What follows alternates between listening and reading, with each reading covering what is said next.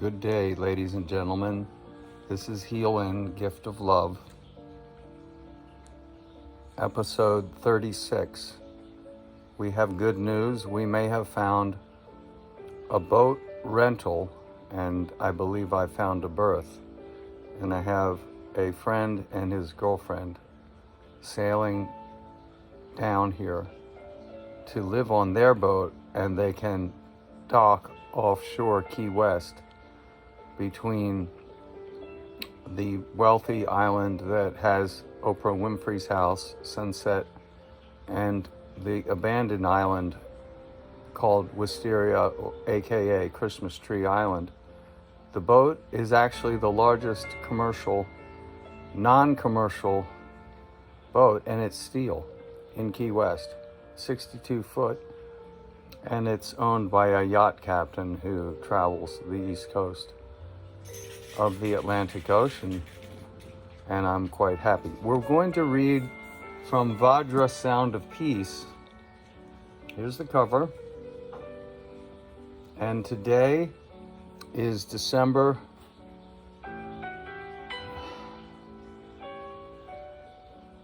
I can't remember what day it is. Here we are, we're in Key West. Is it the 5th, Russ? Okay, it doesn't matter what day it is. Is it Monday or Tuesday? Sunday, hon. It's Sunday. Okay. And then the author of the work is on the back.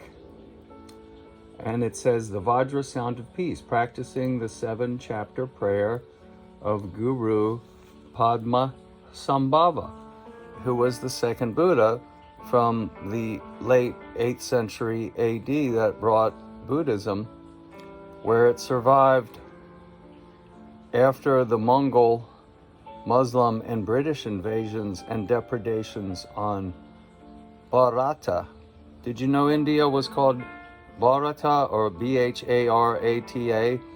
And now, of course, please go to a scholar and ask them how to pronounce it a little better and do some reading on your own. But India is the name of a river, the Indus River. It's named for a river. Hinduism is named for the river. That's not the correct name. The British obscured everything. The Vedanta goes back thousands of years before the Hebrews were in the desert screwing up what they were taught by missionaries that came west from what we think of as Bharata or India.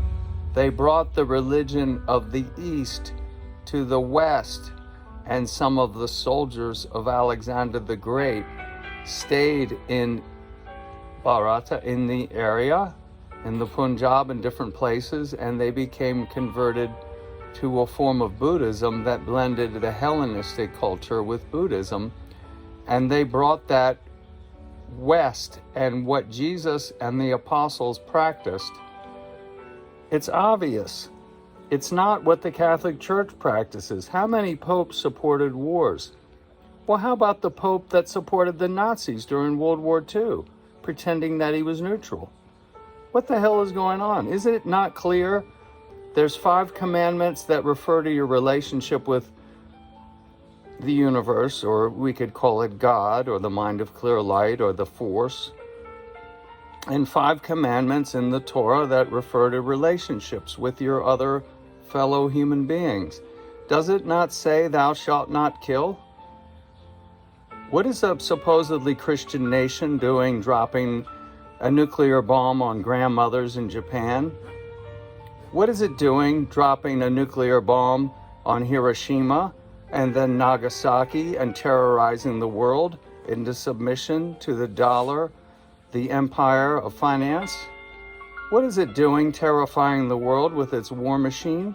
Do we really want to make America great again? I would say America is a great big mess, and it terrifies many people around the world. So I would suggest that instead of trying to make America great, why don't we try making America good?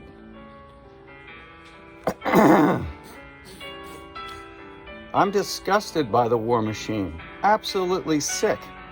I'm a veteran with a VA pension because I had served during wartime. Do you think I would have loved to regale people about, suppose I had gone to combat. I served during wartime. I didn't go to combat. Suppose I had killed people. Do you think I'd truly enjoy talking about them? My great uncle served with George Patton. They said they would have followed him to the end of the earth. They were both captured at the Battle of the Bulge. They were in the same prison camp. They were both eating bugs and rats. They didn't know each other were in the same camp. One of them gave Julia Childs a slicing lesson when she came to the grocery store. My father's mother ran the grocery store while her 3 brothers were in the war. One of the brothers came back and would say nothing on Christmas Day ever after. At the end of his life, he confessed that he had accidentally machine gunned a mother and her children running across the street into his line of fire on Christmas Day, 1944, probably in the aftermath of the Battle of the Bulge. Wouldn't you love to have that memory? Don't you realize how sick it is to be preparing biological, chemical, and nuclear warfare? And how sick it is to be planning to go to World War with China? That's pretty sick. I say we have world peace and we have it now. Now, let's go back to the Buddhism. What do they say about war? Compassion. Compassionate wisdom, fiercely defending what is right, and you do what is right for its own sake. You do not do what is right for the power you gain, or the money, or the sex, if you truly want to be happy. Now, we were just listening to Franz Schubert's Serenade and switched into Bach. This is amazing. Johann Sebastian Bach, Voices of Music. I'm sure you've all heard this before. Did you know Bach lived in Leipzig and composed weekly compositions for the church and had a number of children, that one of whom was a great musician as well? And that he is considered the greatest musician in human history by many. Do you know who else was born in Leipzig? You probably don't. Did you know that there's a boys' choir in Leipzig that is the oldest boys' choir in the Western world, the Thomanerchor in Leipzig? And they came to Washington, D.C. and did a concert after the fall of the Berlin Wall. They were finally allowed to go out to the West, and 800 years of boys' choir was performed in Washington, D.C. But guess who sponsored the concert?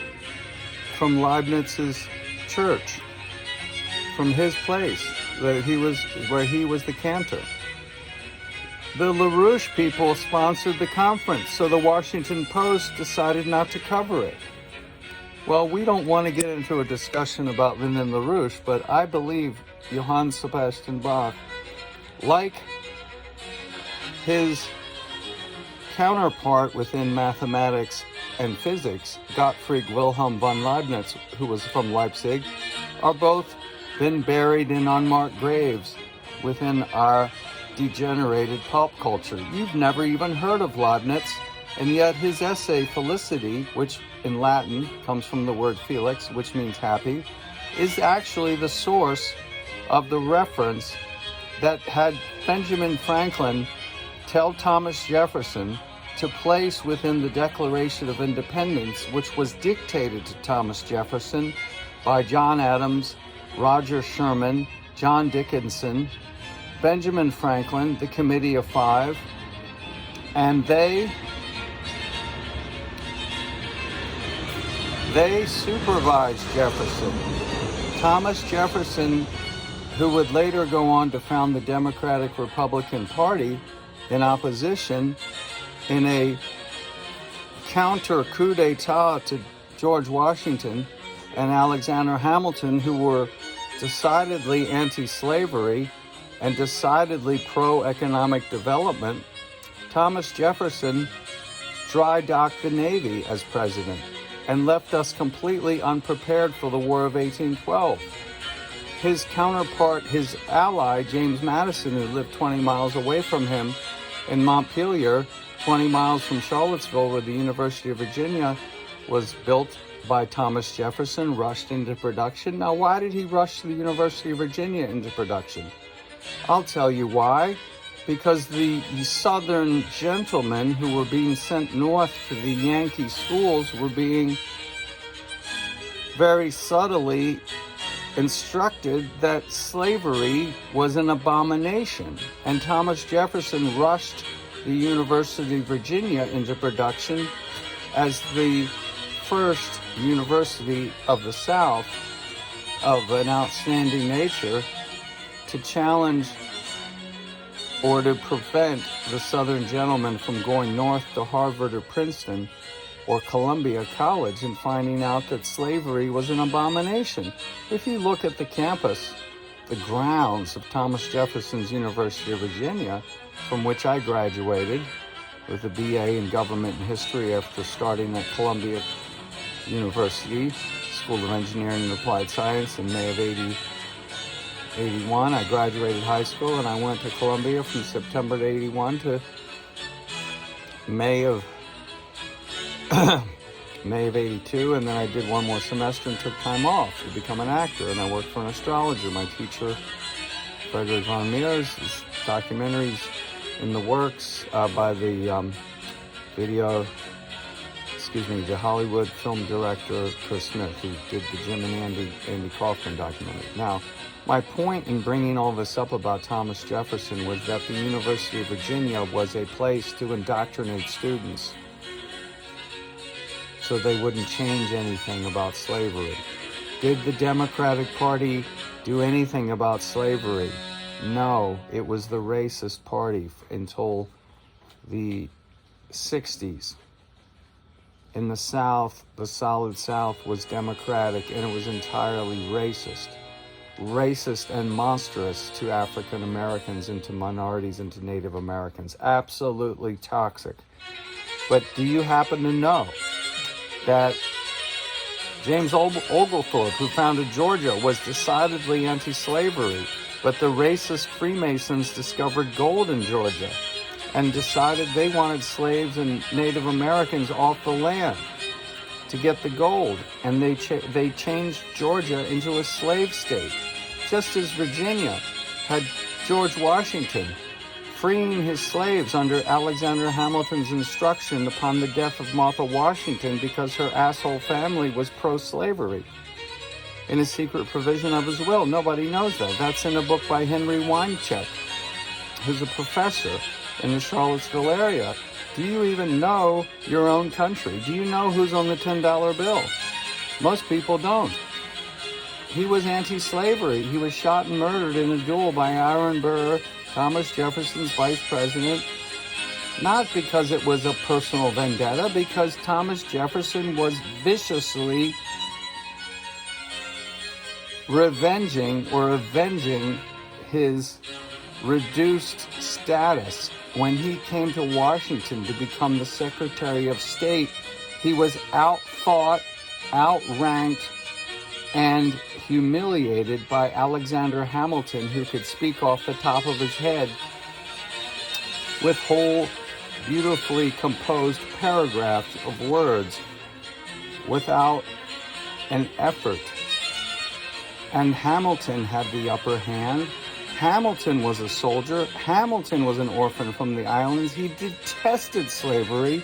His mother was probably Jewish. His mother was Rachel Levine, Lavien. She married an impoverished... No, she didn't. She had a baby with an impoverished Scots nobleman, Hamilton. And he wrote such a great story about the hurricane storm at age 15 to 16 that he was sent north by the Jews to become educated and went to King's College. Didn't finish, founded the New York Post, founded the entire financial system of the United States, despite Thomas Jefferson's vehement opposition that nothing be changed about slavery, despite Jefferson noting in his own words that slavery was wrong. Now, James Madison, on the other hand, who's the hero of Hillsdale College, where they worship libertarian economics. which is all about selfishness. It's all about being selfish. Ugh, puke. They have Friedrich von Hayek's and Ludwig von Mises on the curriculum. Their heroes are Winston Churchill, a stinking, horrible, racist, monstrous, warmongering drunk who loved having people murdered. Do you know what Joseph Stalin believed about the death of Franklin Roosevelt? That the Churchill gang had poisoned Franklin Roosevelt before the end of the war, so Franklin Roosevelt wouldn't establish world peace through the United Nations. Does that sound familiar? Woodrow Wilson suddenly has a stroke and is immobilized, and his wife has to run everything at the end of World War II. Edgar Cayce, America's sleeping prophet, dictated a channeled message to the President of the United States, Woodrow Wilson, about how the post-World War I world was to be organized if we were to have lasting harmony among all men and women on this, what should be the good blue-green earth, and will be the rainbow-hued, divinely blessed, once we receive the blessing, earth. Right now, it's a mess because of the assholes running everything. Let's stop there and begin our reading. If you have any questions, email me, pdhinton, P as in Paul, D as in David, HINTON at Gmail. You're welcome to call me. I welcome donations.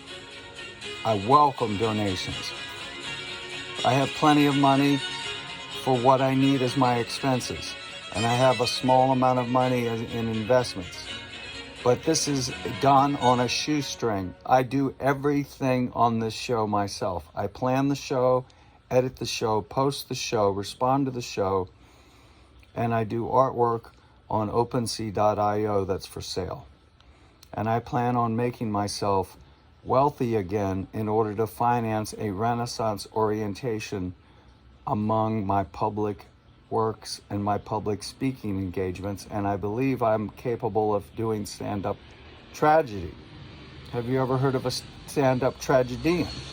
Because when you get up to make people laugh and you start to tell them about the way of the world, they begin to cry. And because of my colostomy bag, I sit on the toilet and do a comedy show because I can't get it out. I've got 2 holes and 2 poles. My stoma looks like a little penis. Okay, enough about me. Well, I just happened to open to page 247. Let's start there. Why not? We're certainly not going to be able to read the whole book. Now, let's credit the book. Let's get the name of the author. Okay, Padmasambhava, Guru Padmasambhava, 7-chapter prayer of Guru Padmasambhava. Please don't be confused by the name. Just think of it as second Buddha. In the late 8th century, he brought Buddhism to Tibet and issued prophecies about the coming time in which we live. And he was believed to be the Lotus King, called the Lotus King, referred to as the Lotus King.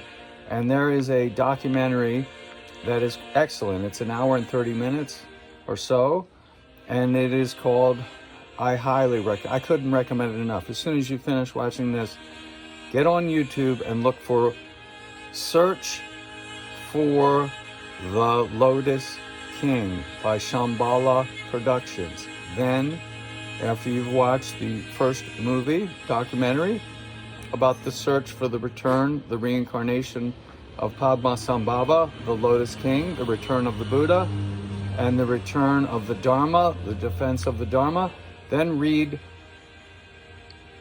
on YouTube, Return of the Lotus King for free from Shambhala Productions. It is excellent. I've watched it, each one, at least 10 times. I'm not kidding. Okay, this book is by the Venerable Kenshin Palden Shenrab Rinpoche and Venerable Khenpo Sewang Dongyal Rinpoche, edited by members of the Samye translation group, Richard Steinberg, Amanda Lewis, and Lama Pema Dragpa. This is Vajra, sound of peace. Vajra is a transliteration of a Tibetan word for the indestructible diamond-like truth, the adamantine, Adamantine, indestructible reality underlying all things, which is intangible, invisible, inscrutable, electromagnetic energy, light, and it is loving and compassionate. As we observe the universe as scientists, we can observe life. Therefore, the universe supports life as a hypothesis. Do we have any evidence the universe supports life? Yes, we do. Does that life support consciousness? Do we have it? Yes, we have evidence. What is a hypothesis? It is a testable, verifiable statement that has explanatory and predictive power. It is concise as possible. It cannot be self-contradictory. And it needs to be as simple and concise as possible. And it needs to have explanatory and predictive power and be testable, a yes or no answer. Do we have any evidence that the universe is benevolent and conscious or aware? I say yes. You need to investigate on your own. Now, here's the spelling of those lamas' names. I'm not going to bore you by spelling these names. Look them up. And then they're at a monastery in the upstate New York. And this is a book from 2020. And the name of the monastery, guess what? It's Padmasambhava.org. Padmasambhava.org. Padma Samye Ling, 618, the phi ratio number, Buddhist Highway, Sidney Center, New York, 13839. That's where this Lama is. Go and call them or email them. The dedication in the honor and memory of His Holiness Dudjom Rinpoche, Venerable Kenshin Polden Sherab Rinpoche. See? This is his teacher at the top. And then the two lamas, and then the teacher. And this is dedicated to the honor of His Holiness Dudjom Rinpoche, Venerable Kenshin Polden Sherab Rinpoche, Lama Shibab Namgal, and all the lineage holders of these secret teachings, as well as the devoted practitioners of past, present, and future. So let's go back to our funny page that we just happened to turn to and see what it tells us. I'm sure we'll find something good. The second prayer of Tsampa Lundrup, averting armies. The second prayer is related to when you have difficulty and danger with armies, internal enemies, internal doubts and fears. This can be interpreted in many ways, but in general it refers to whenever strong, violent thoughts manifest in a military form like an army, and in particular when this threatens the teachings and practitioners. When this happens, you should visualize yourself as a Buddha. And they call that form Dorje Drolo. It's a specific form. You can look it up, Dorjedrolo. But just picture yourself as the Buddha. And this Dorje Drolo is the embodiment of all Buddhas and of all emanations of the second Buddha, Guru Padmasambhava, upon whose return we await. He is dark red and wrathful. His upper teeth press lower lips. He has 3 eyes. In his right hand he holds a golden Vajra pointed up toward the sky. In his left hand he holds a meteorite dagger that he points towards his enemies. Thunder and lightning emanate from both the Vajra and the Furba, the dagger. He wears yellow robes and Dharma robes, has a garland of skulls around his neck. At his heart center is a blazing, powerful red H-U-N-G. Hung. He is standing in the wrestling posture on a pregnant tigress as big as a mountain. She roars like a tiger, echoing throughout the universe. Dorje Drolo is one of the 8 manifestations of Padmasambhava, He's surrounded by Dharma practitioners of all classes who face their opponents. This is the self-visualization for this prayer. Now remember the acronym PIAVA, prayer, intention, affirmation, visualization, actualization. This is the self-visualization for this prayer. You visualize yourself as Dorje Drollo. You can look up his picture on Google Images. DORJEDROLO. Do your homework. So you are Dorje Drollo. Above your head, visualize another form. And then he goes on from there. So let's skip a little bit. So you're visualizing all this. And in your visualization of the second manifestation, which is Origin Karma, he's dark green and all of that. Well, he stands majestically. His right leg is extended, his left leg is slightly bent. Now, this is the important part. In his heart center is a green Ha symbol, H-A. The Ha symbol emanates light, which invokes all the emanations of the second Buddha from the pure land of glorious copper-covered mountain. All of these emanations dissolve into you. Now you should chant the prayer that begins, when the borders are surrounded by terrible and enemies of the Dharma, terrible enemies of the Dharma. As you chant this prayer, visualize that many powerful blazing lights emanate throughout the universe to invoke the support of many invisible beings, including the 7 classes, 30 generals, and all of the helpers. As the Dharma protectors and invisible beings receive these powerful lights, visualize that many powerful blazing lights emanate throughout the universe to invoke the support of all the benevolent invisible beings. As the Dharma protectors receive these lights, they instantly recall how the second Buddha subdued them in ancient times, and they became his students. Having been demonic, they became converted, vowing to safeguard the teachings and practitioners. Reminded of their commitment, they spring into action, and in an instant they appear before you. They face the enemy and go to work, brandishing their weapons and hand implements. They swiftly and utterly destroy. Now, what do you think? Do you think they destroy the People's Republic of China? No, they destroy swiftly and utterly all negative thoughts. As we said previously, the prayer is the root text of many extensive teachings and practices revealed by great revealers. The word is Tertons, T-E-R-T-O-N, revealers of the treasures. The opening of one Lama's prayer, I pray to the teacher, the wish-fulfilling jewel. The entire text contains beautifully structured language. It's poetic, it's chanted softly.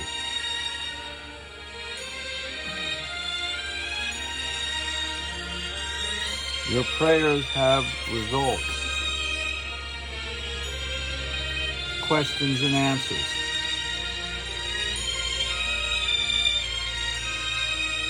The Lady of the Lake from King Arthur was actually a story that originated in Tibet, but it wasn't called Tibet. And the B-O-N, so-called religion, the shamanic practice of Tibet that's been blended with Buddhism, is 18,000 years old. When the so-called Hebrews were scratching their nuts in the desert, unable to write because they hadn't yet been visited by supposed God Almighty, the people in the Himalayas were studying and working shamanism and creating harmonious places that were actually perhaps more technologically advanced than we are now, and you don't even know it. And India was ripped to pieces by the Mongols, the Muslims, and the white glove swindlers, aka the British Empire. So when the Lady of the Lake is translated as the spiritual or energy of the lake was originally just a spring where she was born, and she was the consort of the second Buddha. Questions and answers. Does simply listening to the teachings positively affect the elements of the body? Yes, as we said, the body is rented from the four elements of earth, water, fire, and air, is controlled by its tenant, which is consciousness.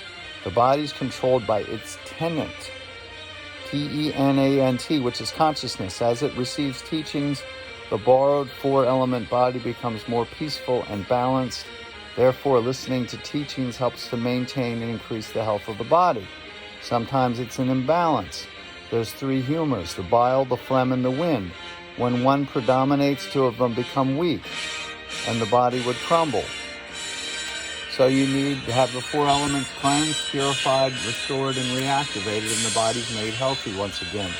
In Tibetan, fire, air, water, and earth sound like this. Ram, Yam, Mam, Tam. R-A-M, Y-A-M, M-A-M, K-H-A-M. Fire, air, water, and earth. So the Vedic poem, the Ramayana from 13,200 BC, about the story of the hero avatar Rama, who defeats and subdues the demons and rules Bharata, had a teacher by the name of Vasishtha. His story is called the Ramayana. Ra, fire, Ma, water, Ya, air.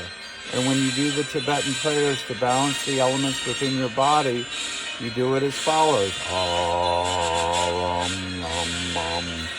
And you can add a ka for bringing the fire, air, water, and earth to fire, air, and water to earth.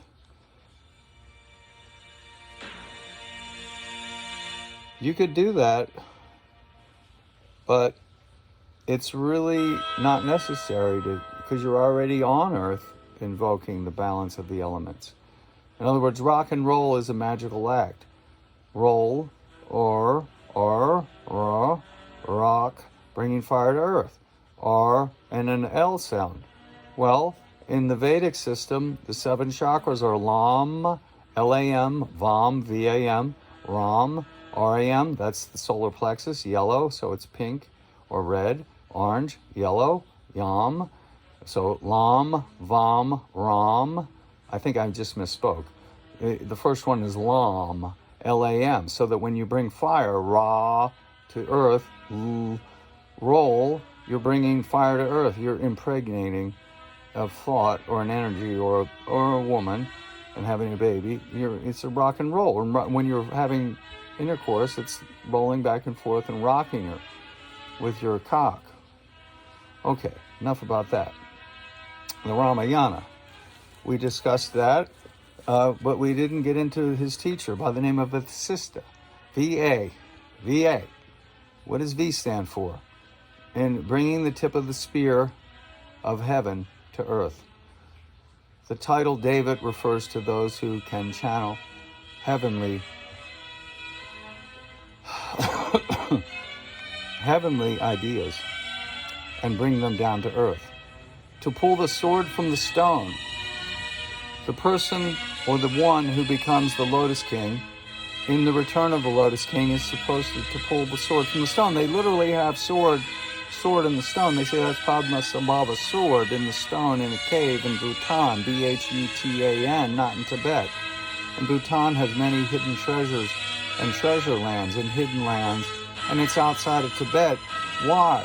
Because that is the repository whereby it was preserved. What was preserved? Well, everything that was destroyed by the monstrous People's Republic of China coming into Tibet. How did Padmasambhava know to set up his special cave in a place that would be separate from Tibet 1,000 years ago? Well, that's pretty interesting.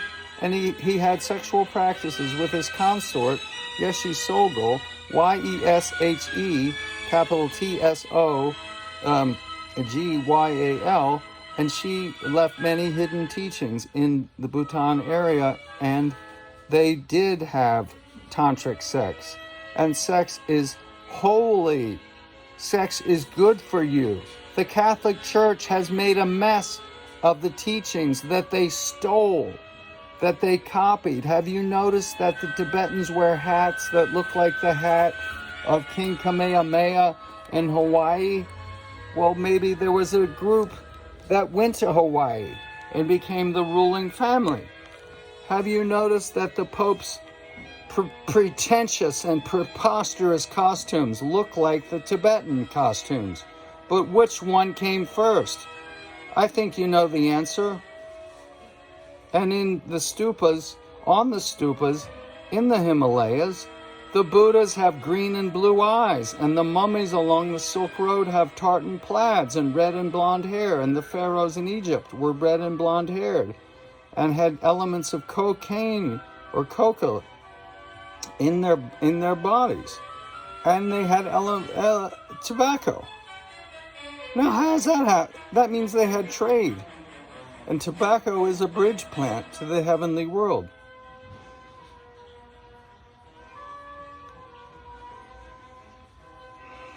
All right, we're at 36 minutes for episode 36, so let's wrap this up. Last question. When you face a situation that is truly life-threatening, how do you know when to perform a reversing practice and when to simply surrender? Well, I'll tell you the answer. When you face a situation that's life-threatening, you destroy the situation and reverse the life-threatening situation and turn the tables on them, even if you have to kill them. It's justified. You don't let somebody give you a life-threatening threat and do nothing and sit on your hands. You don't let the Chinese invade your country and rip your monasteries to shreds and do nothing about it. That's a gutless coward that would do that.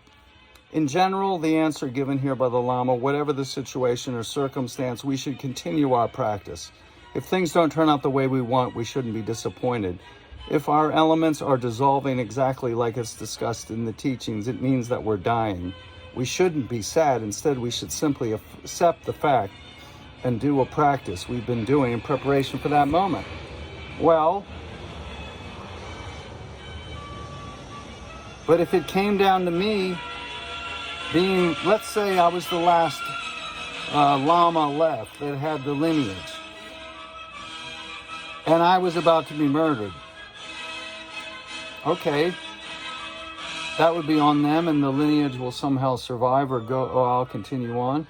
But there's no reason to allow things to be murdered and destroyed and wiped out and paved over. Why would you want to let somebody railroad you into an early death?